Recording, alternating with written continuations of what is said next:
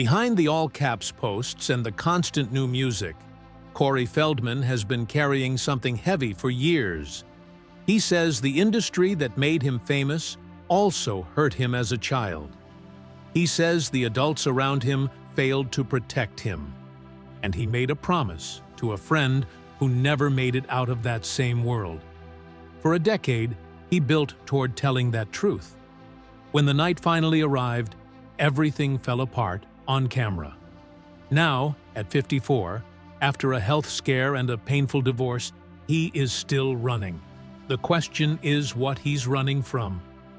The plane that landed wrong, it should have been a night to enjoy. On June 14, 2026, Corey Feldman appeared at the Chicago Theater with his Stand By Me co-stars Will Wheaton and Jerry O'Connell as part of the film's 40th anniversary tour. The theater was sold out. The crowd was full of people who had loved the movie for decades.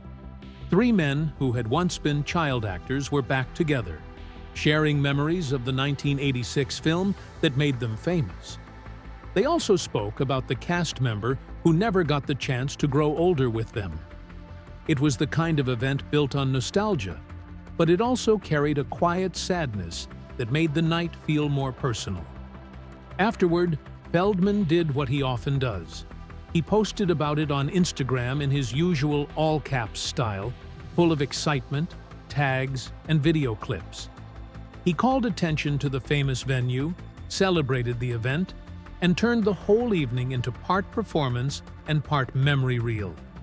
Then, with that done, he boarded a flight back home to Los Angeles.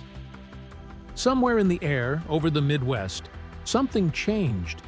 He began feeling seriously unwell. This was not the kind of discomfort a person brushes off and waits out. It felt sharp enough to worry him, so he told the flight crew. A doctor who happened to be on board examined him during the flight and raised the possibility of pancreatitis or gallstones. Both are conditions that can turn dangerous quickly. Both need proper scans and testing. And of course, none of that can really happen at 35,000 feet. By the time the plane landed in Los Angeles, the fire department was already waiting at the gate. Paramedics took the 54-year-old to a local hospital for evaluation, and he was admitted overnight while doctors ran tests. His team told the public he was resting, but online, the reaction moved fast. Within hours, people were searching things like, "Is Corey Feldman still alive?" which said a lot about the way the public already saw his condition and his life. The next day, the answer turned out to be less dramatic than the first fear. The diagnosis was severe food poisoning, not pancreatitis. He was discharged from the hospital and soon posted another Instagram video in his familiar all-caps voice, telling everyone he was alive and well. He also used the moment to announce that a new single would be released that same week. Even after a health scare, the motion of the machine continued. In Corey Feldman's world, it usually does. Still, the episode did not feel important only because of what happened on that flight. It stood out because of everything around it. Over the last year, Feldman's life has looked more fragile from every angle. His divorce was finalized in February 2026, and the settlement included a $100,000 spousal support order. Reports estimated his net worth at roughly $50,000. Much of his income now comes from autograph signings and anniversary events tied to a movie he made 40 years ago. The health scare was one moment. The larger story is harder to ignore. And to understand that story, it helps to go back to the beginning. $50,000. The number behind the name. There is one number in Corey Feldman's story that changes the way people see everything else. In 2026, Celebrity Net Worth estimated his fortune at around $50,000. That figure feels startling the moment you read it. This is a man who has worked in Hollywood since early childhood. He has appeared in more than 100 films and television projects. His face still lives on Blu-ray covers, sitting on store shelves. Yet the number connected to his name is not huge. It is surprisingly small. What makes it even more striking is that Feldman has said he was worth around $1 million when he was about 15 years old. So the financial arc of his life has not moved upward with age and experience. It has moved the other way. The years that should have added security instead seem to have worn it down bit by bit until only a fraction remained. So where does the money come from now? The clearest answer is fan conventions. These events appear to be the center of his income, and reports suggest he can earn around $35,000 for an appearance where fans pay for autographs and photos. That model fits perfectly with something like the Stand By Me 40th Anniversary Tour, where nostalgia becomes the product and the audience pays to get close to the memory. Beyond that, there is Cameo, where fans can buy personalized video messages.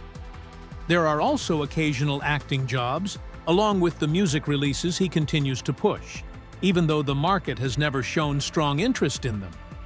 Then came the divorce filings, and those documents gave the public a more detailed look at his finances than his public image ever did.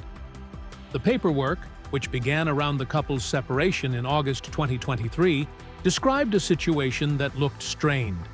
It mentioned a few $1,000s in monthly income, savings in the tens of thousands, and a separate IRS debt of $200,000 from 2021 that he had been paying off over time. When the divorce was finalized in February 2026, the list of assets he kept included a 2016 BMW, a 2021 Mercedes-Benz, a 2013 Coachman Murata RV, 5 shares of Tesla stock, and his Michael Jackson memorabilia collection. That list tells its own story. It does not sound like the estate of a man people still recognize instantly from one of Hollywood's most beloved decades. It sounds pieced together. It sounds limited. It sounds like the remains of something much larger that slowly slipped away. And yet, if you open his Instagram, you see a very different mood. You see all-caps enthusiasm. You see bold announcements. You see constant reminders that new music is coming, that the Feld fam is strong, that critics are just haters, that more is on the way. That gap between presentation and reality sits at the center of Corey Feldman's public life in 2026. To understand why that gap exists, you have to go back to the years when his name actually felt as big as his online energy still tries to make it feel. The kid who was everywhere. If you grew up in America during the 1980s, Corey Feldman was hard to miss. For a stretch of years, he seemed to be everywhere. In 1985, he played Mouth in The Goonies, the fast-talking kid with the skateboard, the velvet jacket, and many of the movie's most memorable lines. That same year, he appeared in Gremlins.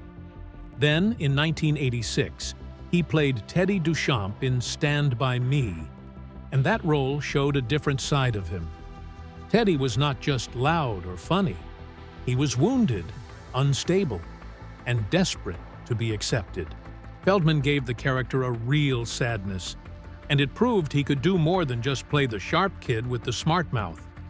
From there came The Lost Boys in 1987, License to Drive in 1988, and Dream a Little Dream in 1989.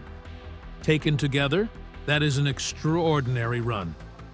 In only 5 years, he appeared in more beloved films than many actors collect over an entire career. He became one of the most recognizable young actors in the world. And for many kids, he felt like part of everyday life. He was not just in movies they watched, he was in the way they imagined cool. During that same period, he also developed a friendship with Michael Jackson. The relationship was real, well-documented, and left a lasting mark on Feldman. Over time, it shaped the way he dressed, the way he performed, and even the style he carried on stage. It also led to the memorabilia collection he would later fight hard to keep. For many people who watched him back then, Feldman seemed to represent a very specific fantasy of youth. He looked confident. He looked funny. he looked naturally cool. He always seemed to have the right clothes, the right energy, and the right line ready at the right moment. That image never fully disappeared. In fact, it became the foundation of the life he still lives now. The nostalgia economy keeps selling that version of Corey Feldman back to the public, and in turn, it sells that version back to him. Convention tables, anniversary screenings, photo lines, reunion tours, all of it depends on people remembering that 5-year stretch and wanting to touch it one more time. But the distance between that image and the life he was actually living at the time is what gives this story its real weight. The boy who looked untouchable on screen was already carrying things the audience could not see. And once that part comes into view, the rest of his life starts to look very different. What the cameras didn't show. For more than a decade, Corey Feldman has returned to one central claim again and again. He says the industry that made him famous also harmed him. He says the adults around him failed to protect him. He says the cost of being a child in Hollywood was far greater than fame, applause, or success could ever repay. In his 2013 memoir, Choreography, he wrote about a difficult home life and an entertainment world that treated child actors less like children and more like assets to be used. He described being exposed to drug use while still very young, with adults in his professional world introducing him to substances during his teenage years. He also wrote about being sexually abused by powerful men in the industry. These were not claims that appeared suddenly in the book. He had been speaking around them for years, and since then, he has kept pushing for some form of accountability. Those experiences shaped the rest of his life in ways that are impossible to separate from the financial and personal decline that came later. His struggles with addiction began during those years and deepened as he moved out of child stardom and into adulthood in the early 1990s. So, when people look at a 2026 net worth of $50,000 and wonder how a career like his could end up there, the answer does not begin with poor budgeting or bad choices in isolation. It begins much earlier. It begins with a teenager surrounded by adults who failed him, a young performer who was not protected, a person trying to process trauma without any real support system. Feldman has often said that he does not see himself as a simple warning about fame. He sees himself as someone who survived a very specific kind of institutional failure. In his view, the system took children, profited from them, and then discarded them once the damage was done, while the adults who held the power walked away untouched. Whether people fully accept his methods or question parts of his credibility, that belief clearly drives much of what he has done ever since his peak years ended. And that is the context that changes everything. The loss that never stopped. There was another boy living through much of the same pain at the same time. His story reached a darker end. Corey Haim and Corey Feldman met while making The Lost Boys in 1987, and they bonded almost right away. Before long, they were being sold to the public as a package. They became the two Coreys, a pair of charming teenage stars who could be placed in almost any movie aimed at young audiences and still pull people in. Films like License to Drive and Dream a Little Dream strengthened that image, and years later, the A&E reality series The Two Coreys brought it back for a new era. Their public image became so tightly linked that for many people, hearing one name instantly brought the other to mind. That bond was not built only on fame, it was shaped by damage too. Both of them were exposed to an industry that did not protect them. Both of them struggled with addiction, money problems, and the hollow feeling that followed once the cameras stopped rolling and the structure of fame disappeared. Their friendship mattered deeply, yet it was also unstable, and Feldman has spoken openly about both sides of it. Corey Haim died on March 10, 2010. The official cause was pneumonia. though years of substance abuse had left his body too weakened to fight it. He was only 38. Later that same day, Feldman appeared on Larry King Live, clearly devastated. He asked people not to rush into guessing about the cause of death, though it was also obvious that he understood far more about what those years had done to his friend than he was ready to say in public. Feldman has said that before Haim died, his friend asked him for one promise. If he did not survive, Feldman would tell his story. That promise, or at least the way Feldman has described it, shaped everything that came after. It fed the activism, the documentary, and the years of public statements about naming the men who had abused them. When Feldman talks about the abuse of child actors in Hollywood, he does it with the burden of someone who believes he survived something that took his best friend. That burden is real, even when his way of expressing it turns messy. The angels, the all caps, and the viral humiliation. At some point during the 2010s, Corey Feldman decided that music would no longer sit on the side of his life. He wanted it at the center. He wanted to be a pop star, fully and seriously. He formed a group of women he called Corey's Angels and spent years working on a double album that he saw as a major artistic statement. That album, Angelic 2: The Core, came out in 2016. Feldman described it as a concept album about good and evil, heaven and hell, and said it had taken a decade to make. He also dedicated it to Michael Jackson and Corey Haim. Critics were harsh when they covered it at all. Rolling Stone called the Today Show performance tied to its release bizarre. The Wrap described it as an outlandish performance that broke the internet. Other headlines asked some version of the same stunned question. The performance itself stayed in people's minds because it felt so strange and so exposed.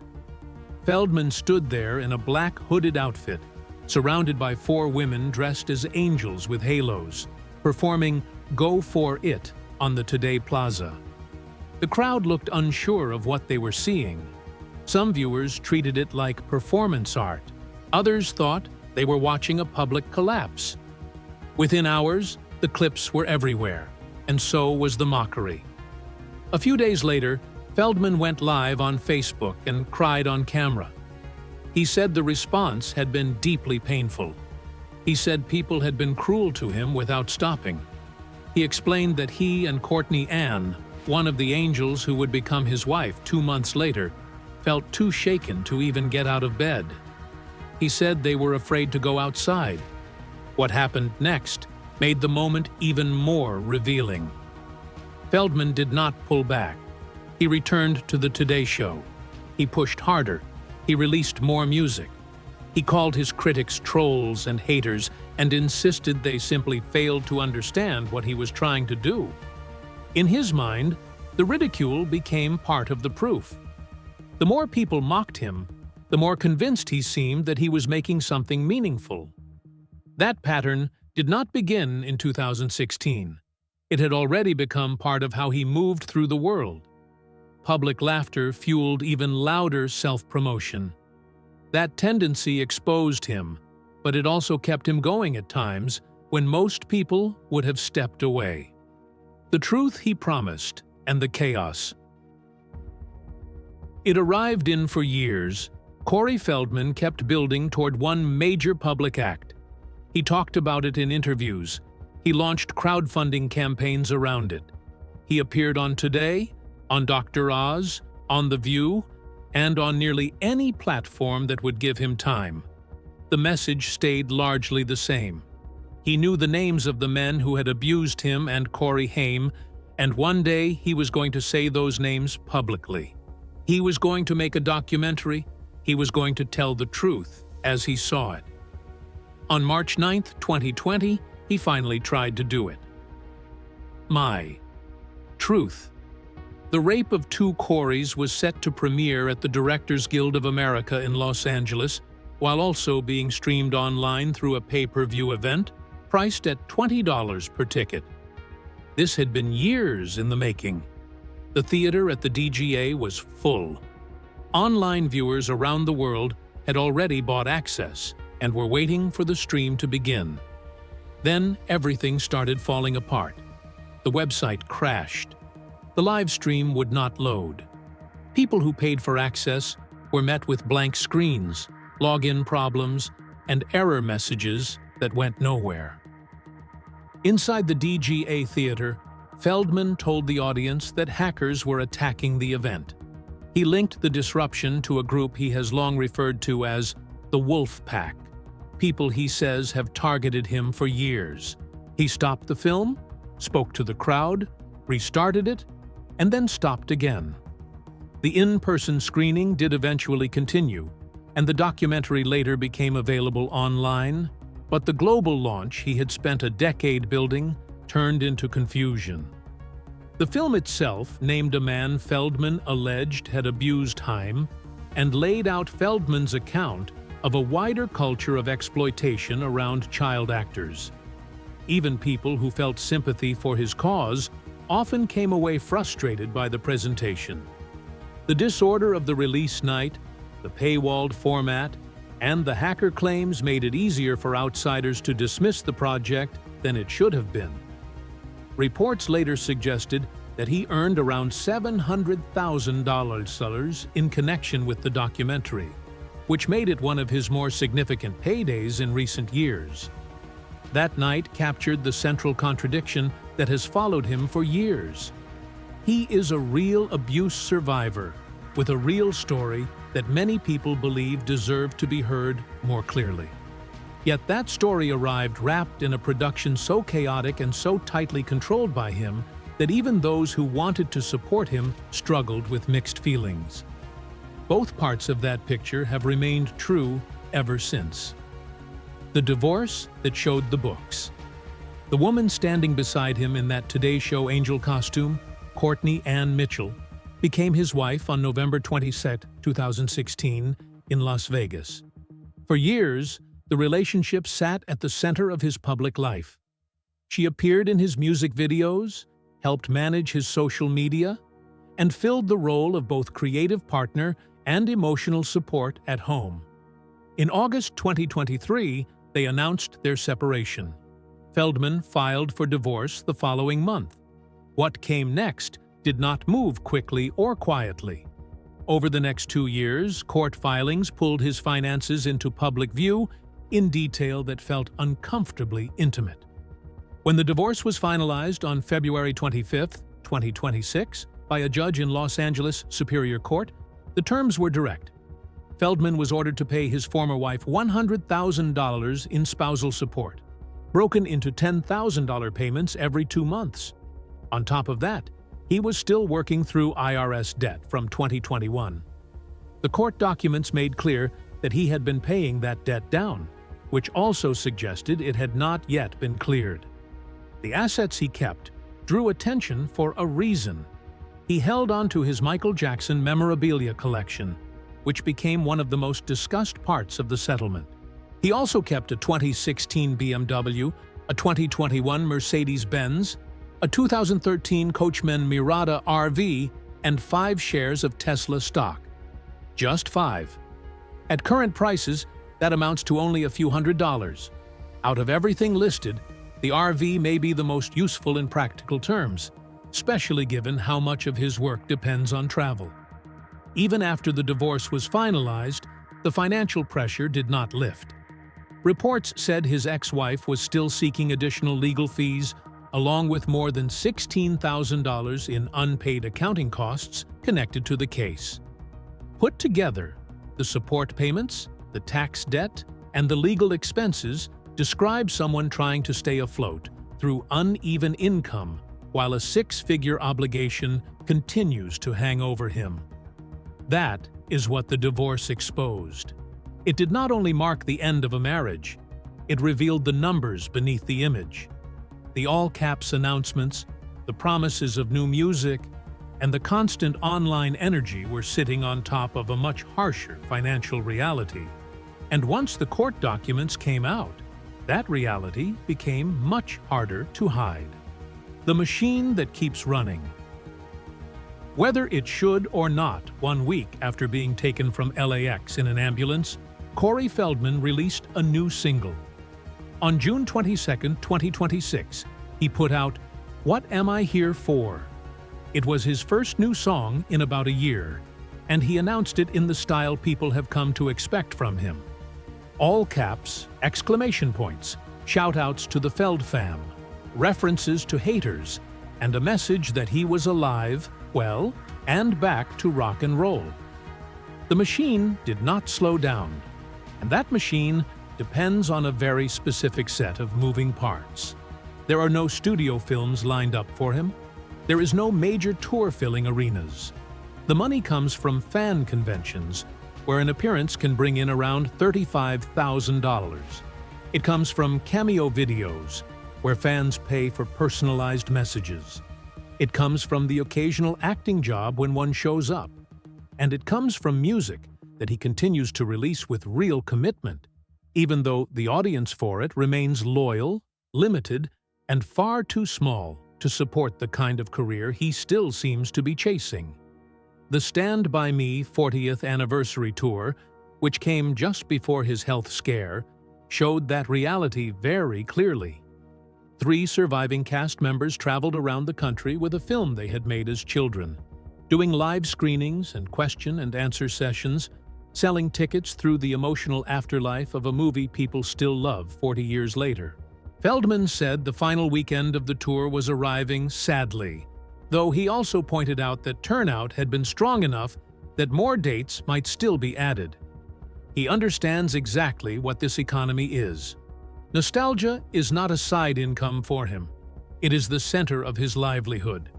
What makes that even sharper is the contrast with Will Wheaton and Jerry O'Connell, his Stand By Me castmates. Their lives followed very different paths. Their finances look different. Their public standing looks different too. The same movie launched all 3 of them into fame, but what came after was not shared equally. Feldman got the spotlight early and intensely, and he also carried far more of the damage that followed. The childhood that made him famous also opened the door to exploitation, addiction, money problems, and decades of trying to be taken seriously as an artist, while much of the public stayed fixated on the boy they remembered from 1986. That is why the title, "What Am I Here For?" lands harder than he may have intended. It sounds like promotion, yet it also feels like a real question. He is 54 years old. He is recovering from a frightening health scare. He has a $100,000 spousal support obligation being paid out in installments.